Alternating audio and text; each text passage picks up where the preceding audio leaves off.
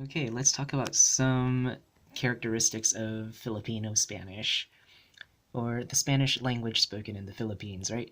So the most prominent characteristic that a lot can easily see is the use of the vosotros forms, right? The second person plural, the informal second person plural, vosotros, vosotras, and their respective conjugations, the ice, ace, is in the present tense, and the estés and astés in the past tense, and all that stuff, right? As well as their command forms like the D endings. So that's just one thing. Actually, the use of the vosotros forms is actually found more common outside Latin America than in Latin America. Latin America doesn't really use this. However, you'll see this in vestigial literature. And I know that Spanish spoken in Europe, Spanish spoken in Africa, and Spanish spoken in Asia all use the vosotros forms. You won't find this in the Americas. The next thing is Americanisms. And Americanisms, what does this mean? So Americanisms, these are the characteristics from the Americas that came over into Philippine Spanish. So in North America, right, especially in Mexico and Central America, as well as in South America, like those Latin American countries, all these Americanisms came and they influenced the vocabulary and phrases being said in Philippine Spanish. So when Filipinos speak Spanish, you'll hear things like mande, like, huh, pardon, like, I beg your pardon, or excuse me, mande, huh? um, Mani, which is peanuts, and kamote. These are like words that came from indigenous languages from the Americas.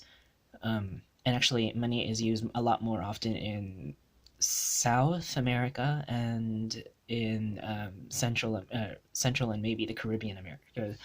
So that's just like Americanisms that came into the language, like phrases, vocabulary. You'll find things like that, those little quirks that made Filipino Spanish a unique dialect of Spanish.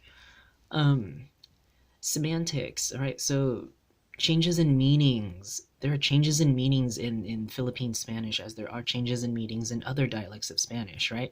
A really good one here is seguro, the word seguro. And seguro in Philippine Spanish means maybe, perhaps. But in standard Spanish, seguro means sure, like sure, or yes, sure, seguro. Um, and to mean sure in Philippine Spanish, people would say asegurao, right? Asegurao. Now remember that D that just disappears. Remember that lenition with the ado endings, asegurao. You don't hear asegurado, but that D just kind of goes away, asegurao.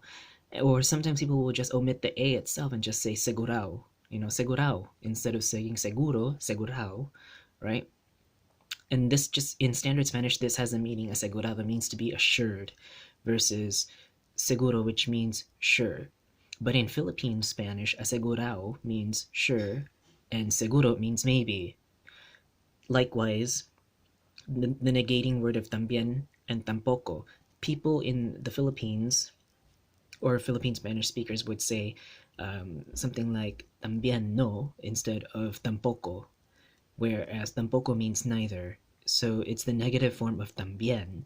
Um, However, in standard Spanish, in standard Spanish, people would say tampoco instead of saying también no, because this is kind of weird how it's set up. Tampoco is the negative form of también.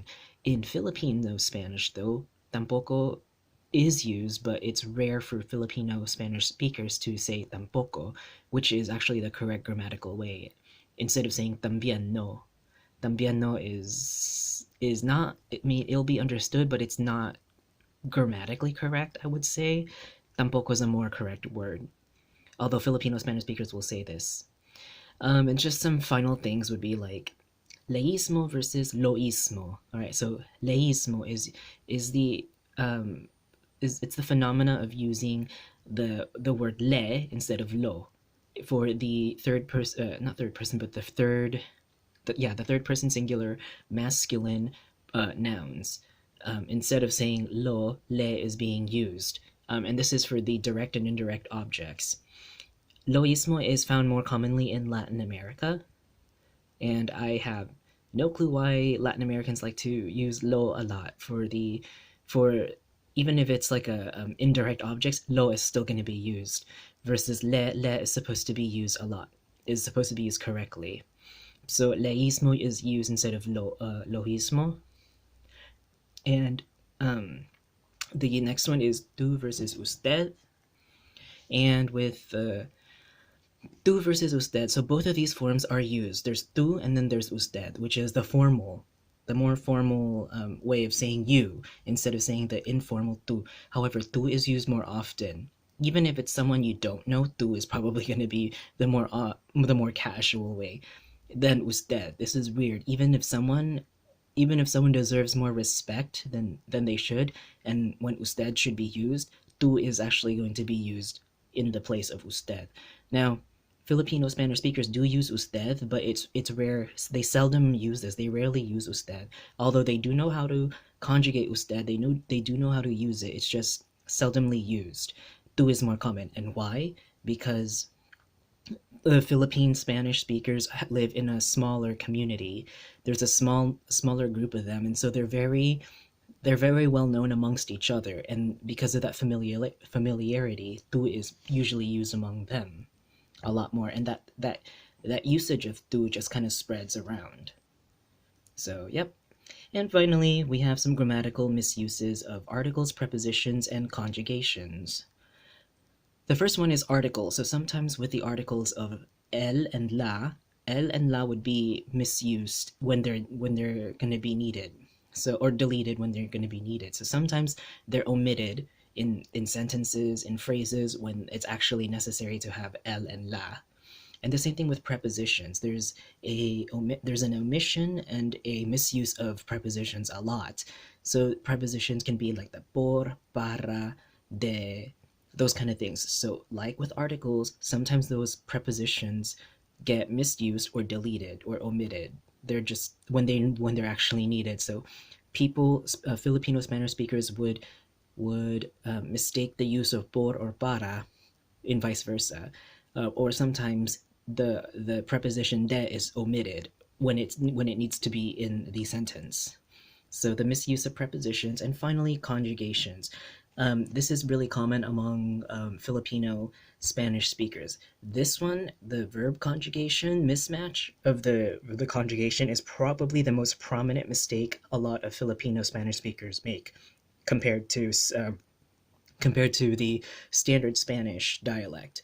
And most often or not, the mistakes come from the first person and the second person, or no, the second person and the I'm blanking out. I'm sorry, it's the third person singular and the third person plural. There you go. That was hard. So most of the mistakes come from the third person singular and the third person plural. So it's going to be the he, she, it forms, or the usted, ella forms, and the plural forms, the usted, ellos, ustedes, ellos, ellas form, right? So the usted, el, ella form and the ustedes, ellos, ellas form. So even in the most common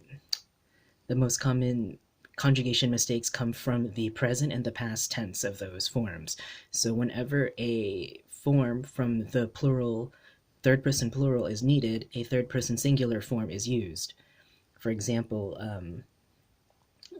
if if somebody was talking about a third person plural in the past, then the verb gets conjugated in the third person plural in the past, third person singular in the past. So that's just where the conjugation mistakes happen a lot, was with the third persons, the singular and the plural, when the verb is not completely agreed. Maybe a verb needs to be used as hablar. For example, hablar. In the third person, it's hablan, and in the third person plural is hablan, but the third person singular is habla, and sometimes those would get mixed up. And it's the same in the past, so like the conjugations would be the same in the past as well. It would get mixed up. So this is the most obvious ones that you'll see with mistakes in the Philippine Spanish dialect. And I'm not sure about any other ones I can think of, but those are the ones I have noticed when I interviewed or spoke with Spanish speakers from the Philippines.